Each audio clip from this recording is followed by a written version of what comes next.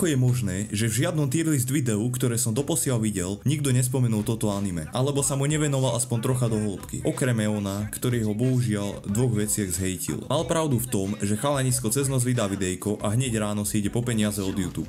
Čo bolo vcelku vtipné, tiež mal pravdu v tom, že Asamiya, to jeho frajerka, alebo vlastne neviem čo majú za vzťah. Ich vzťah je o tom, že si píšu, typek sa pritom takto tvári a potom keď má Asamiya nejaký problém, tak si natrenuje calf kick a ide ju zachrániť. Typek tam vždycky dobehal a dostal na piču. Vždycky ich musel zachraňovať Tatsuya. Ako vravel Meon, Asamiya má reálne dve vlastnosti. Vie byť ticho a dobre vyzerá. To je všetko, dosť plochá postava ináč. Akože charakterovo, hej. Dizajn postav vyzerá tak, že typek, čo dával návrh na dizajn, asi nemá moc rád ľudí. Ale mne sa tá animácia naopak páčila, ako by som na ňu nadával. Hodila sa k príbehu a to, ako s ňou neskutočne dobre zladili ten opening, ma fakt chytilo.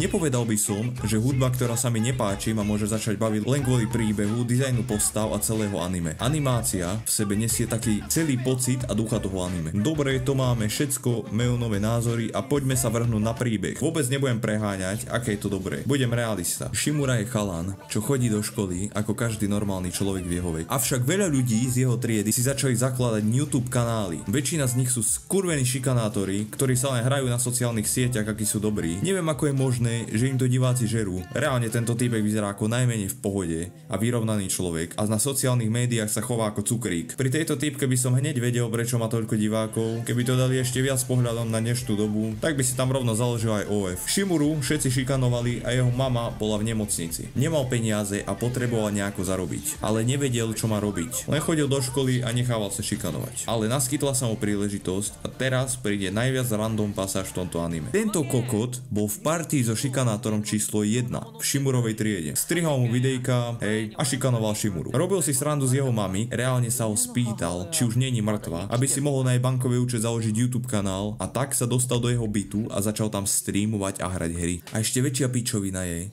že Shimura mu robil jesť vo svojom vlastnom byte. A ten týpek tam iba sedel a hral sa. Hej, úplne bežná situácia, áno. A tam sa stalo dačo nezvratné. Niesol mu jedlo, potkol sa, vypojil mu počítač, oblial ho a začali sa byť špagetami.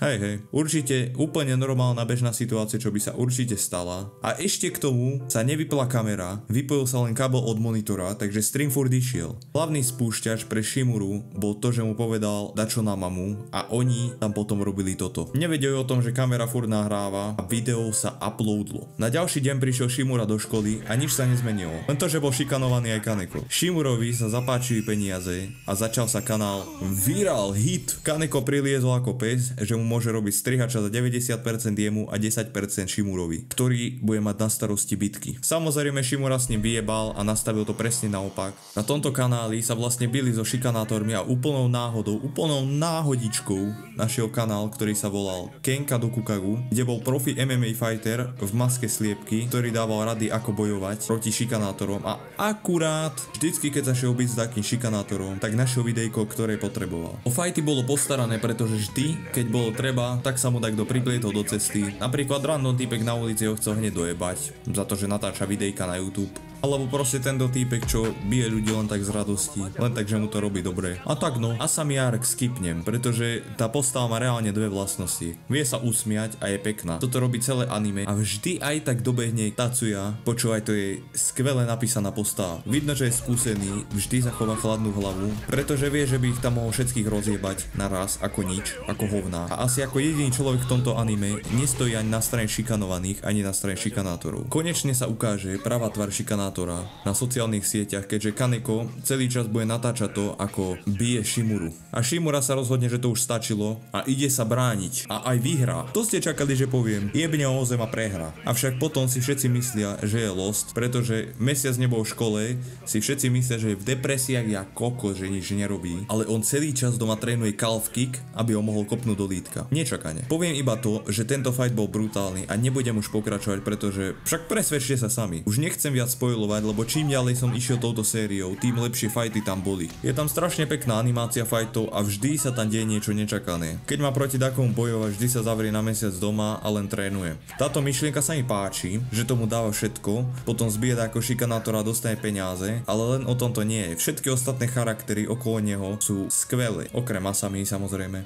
Vždy sa teším napríklad, keď sa tam objaví Tatsuya, profi MMA fightera, keď dáva komentár k takej bitke alebo k čomu si.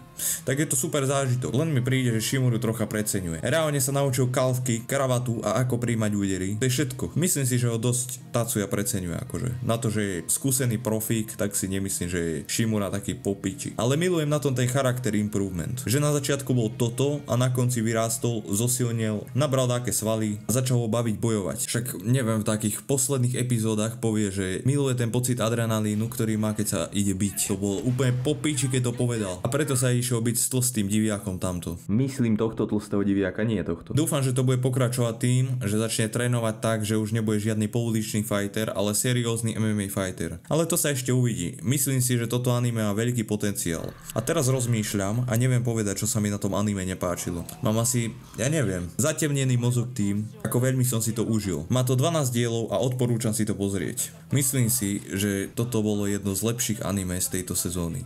Ako pár finálnych slov vravím, že rozhodne nebolo najlepšie anime, čo vychádzalo na jar 2024, pretože počúvaj ma, to sa nemôže zrovnávať s Mushoku alebo Demon Slayer, ale rozhodne to patrí medzi najlepšie anime jary. Tak by som to asi zhrnul. Takže tak, to by bolo všetko pre toto videjko po viac ako mesačnej pauze, lebo som mal dosť starostí. Som len lenivý kokot. Majte sa, vidíme sa pri ďalšom videjku, ktoré bude, sľubujem, čoskoro. Čauko.